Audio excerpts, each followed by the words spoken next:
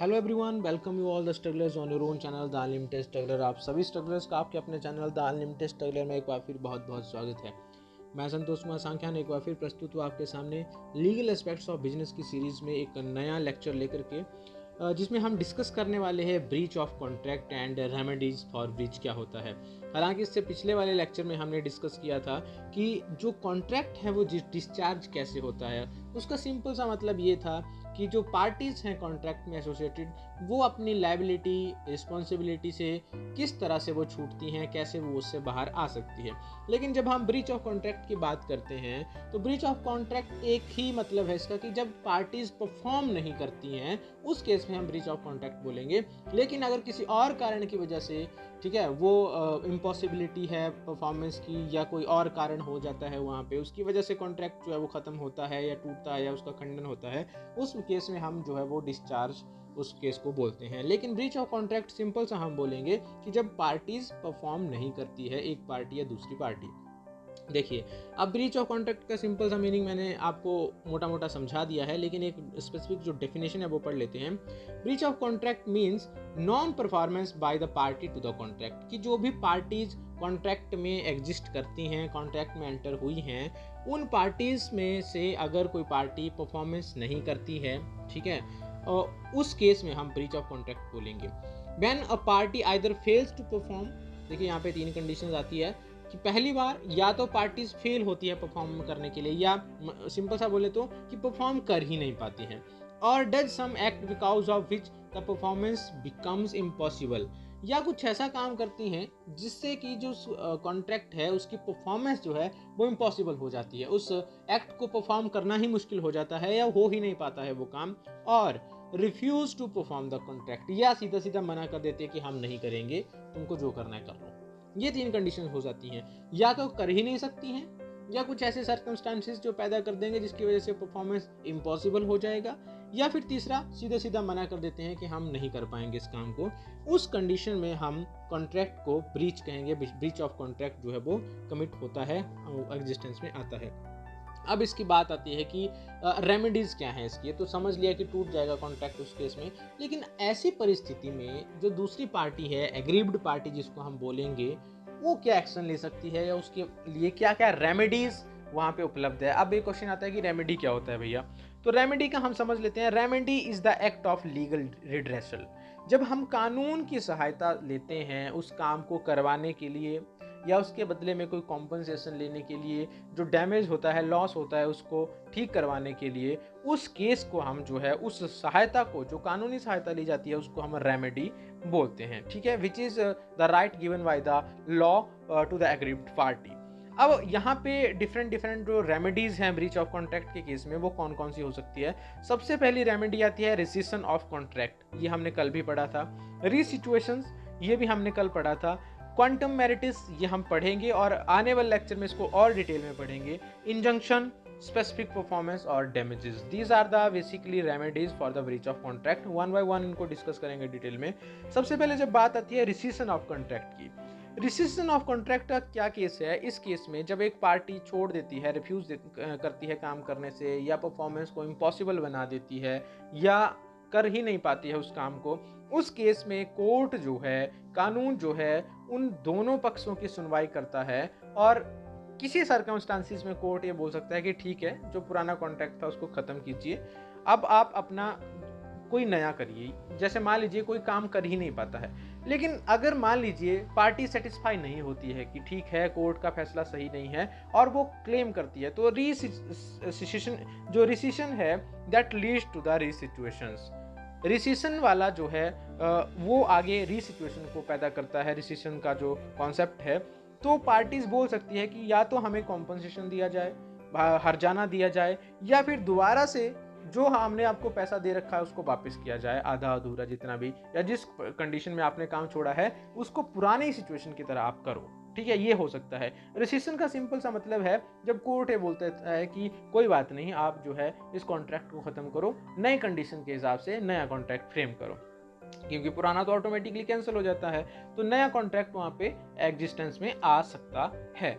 लेकिन दूसरा यहाँ पे रेमेडी आता है रीसिचुएशंस। ठीक है। रिसिचुएशंस का क्या मतलब है, जब एग्रीव्ड पार्टी कोर्ट को बोलती है कि साहब हमको नया कॉन्ट्रैक्ट नहीं बनाना है, इस पार्टी को बोलिए कि आप जितना भी हमारा नुकसान हुआ उसकी भरपाई कर दीजिए और हमें जो हमने पैसा आपको दिया है वो वापस कर दीजिए और नुकसान की भरपाई कीजिए जो इसकी वजह से, आपकी नॉन परफॉर्मेंस की वजह से हमको हुआ है, या फिर जितना भी हमने आपको पैसा दिया है वो वापस दीजिए और जिस सिचुएशन में, जिस हालात में आपने शुरू किया था उसी हालात में आप हमें वापस करके छोड़िए जो आपने शुरुआती में काम शुरुआत किया था। ठीक है, इस केस को हम रीसिचुएशंस कहते हैं, जब दोबारा से एग्जिस्टिंग और फर्स्ट पोजीशन में लेकर के आते हैं उस सिचुएशन को।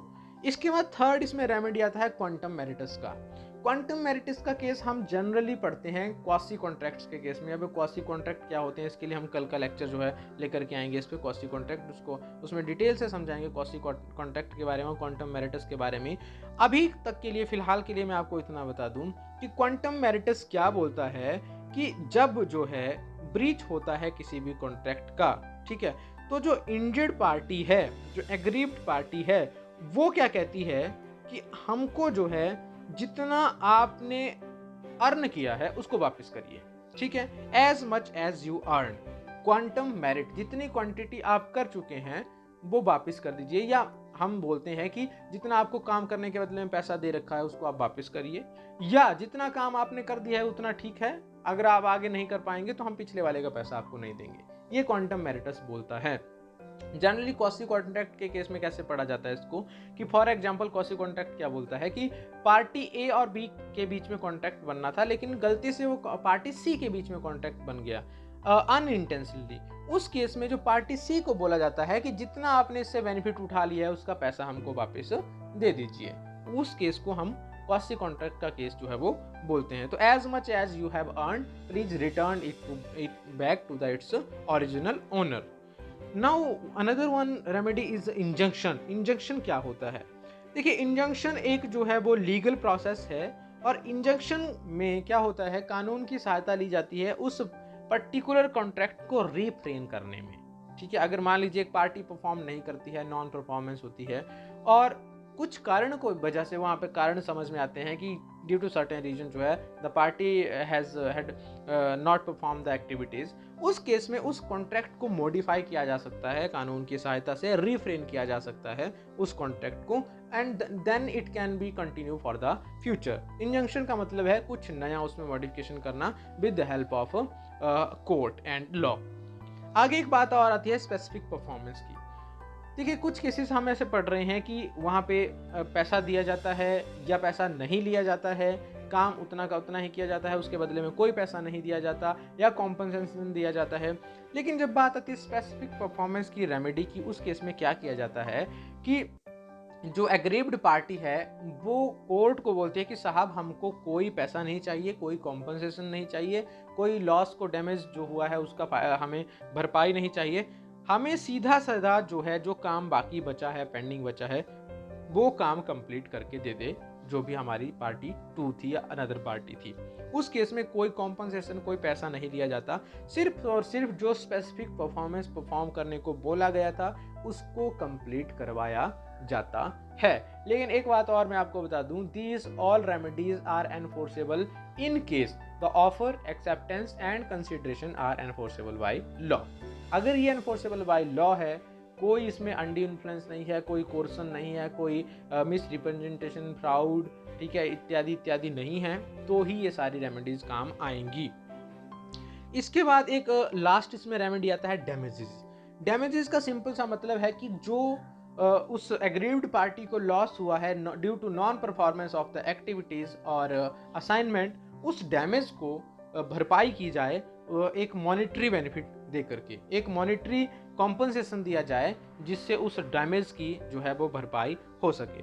अब ये मॉनेटरी बेनिफिट किस तरह का हो सकता है या किस लेवल का हो सकता है या डैमेज कितनी तरह का हो सकता है, सिंपली समझ लेते हैं।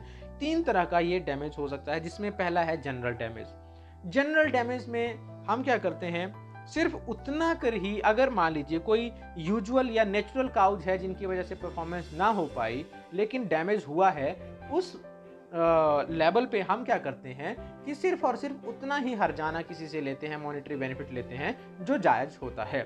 लेकिन मान लीजिए कोई अनयूजुअल सर्कमस्टांसिस की वजह से डैमेज होता है, लॉस होता है, नॉन परफॉर्मेंस होती है या जानबूझ करके किया जाता है, उस केस में स्पेशल डैमेज जो है वो मांगा जा सकता है, स्पेशल डैमेज जो है वो कॉल किया जा सकता है, क्लेम किया जा सकता है।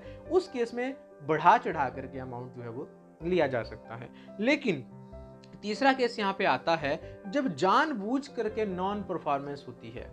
जानबूझ के आपको पता है कि ये गलत हो जाएगा, लेकिन फिर भी आप जानबूझ के गलत काम करते हो, कोई रूल वायलेट करते हो। उस केस में एक एग्जाम्पलरी और एक विंडिक्टिव जो है डैमेज माना जाता है, और उस केस में एक ऐसी पनिशमेंट दी जाती है जो सारी सोसाइटी के लिए जो है वो एक एग्जाम्पल का काम करे। बिल्कुल डिफरेंट और यूनिक तरह की पनिशमेंट या हाई लेवल की पनिशमेंट कोर्ट की जाती है। तो ये था जी आज का लेक्चर। आई होप आपको वीडियो पसंद आया होगा। Thanks for listening, thanks for watching. Like करें, कमेंट करें, शेयर करें, सब्सक्राइब कर लें द अनलिमिटेड स्ट्रगलर को। अगर आपको एजुकेशन सेक्टर से रिलेटेड लेटेस्ट अपडेट जल्दी से जल्दी सबसे पहले चाहिए और नेट और जेआरएफ की कोचिंग चाहिए मैनेजमेंट और कॉमर्स में, तो अनलिमिटेड स्ट्रगलर को सब्सक्राइब कर लें। Thank you, thanks all.